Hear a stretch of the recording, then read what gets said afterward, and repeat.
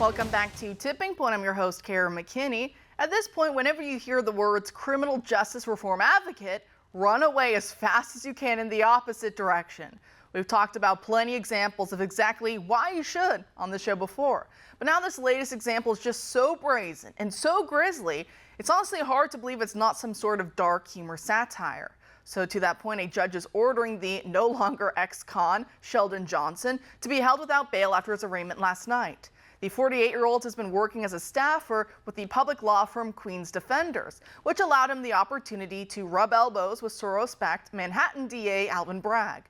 His supposed expertise in criminal justice reform stems from the fact that he served 20 years in prison from the years 1999 to 2019 for a string of armed robberies he committed.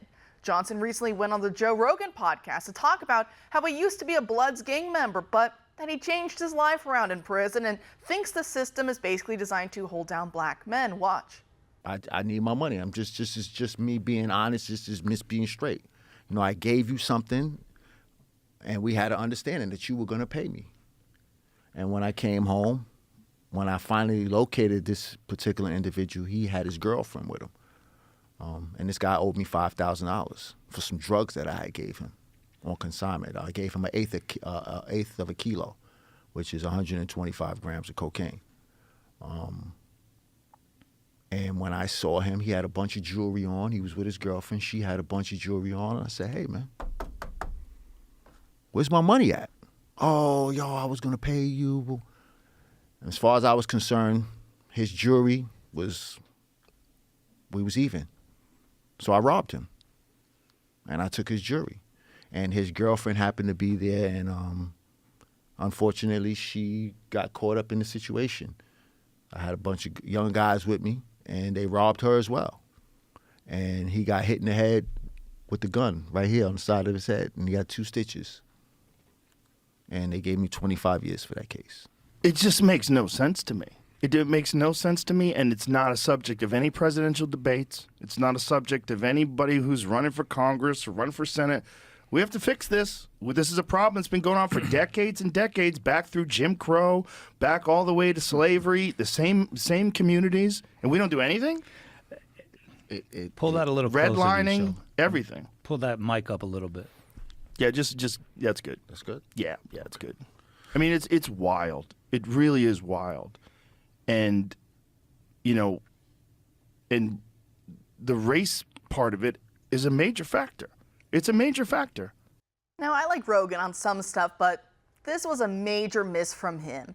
Here you have a guy talking about selling drugs and beating people up and robbing them when they don't pay him back on time, which is actually destructive to the black community if we're being honest with ourselves. But it's the evil cops or judges who threw this guy behind bars who are the racist problem? I mean, give me a break.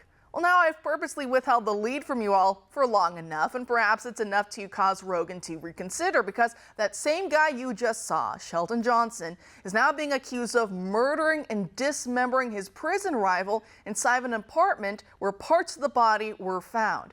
Neighbors say they heard the victim begging for his life, pleading not to be killed, and saying they had a family to live for.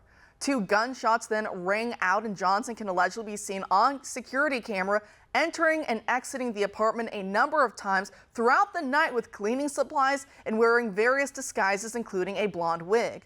The editor-in-chief of Redux magazine summed up the dangerous psychological trends which have led us to this point where criminals are being treated as either misunderstood or even as heroic freedom fighters against the man. She says, quote, criminal justice reform and restorative justice activism is primarily comprised of dangerous men who believe they're oppressed victims enabled by pathologically altruistic women who would actively refuse to identify a red flag even if it punched them in the face repeatedly, end quote. In fact, your observation reminds me of another ex-user who describes what we're seeing right now in New York, with the National Guard being sent in to protect subway passengers. The Post reads, from abolish the police to militarize the police. From denying crime is up to executing a military crackdown. From saying you don't need a gun to sending in men with long guns. It's always the same pattern. First, they unleash the anarchy, and now comes the tyranny, end quote.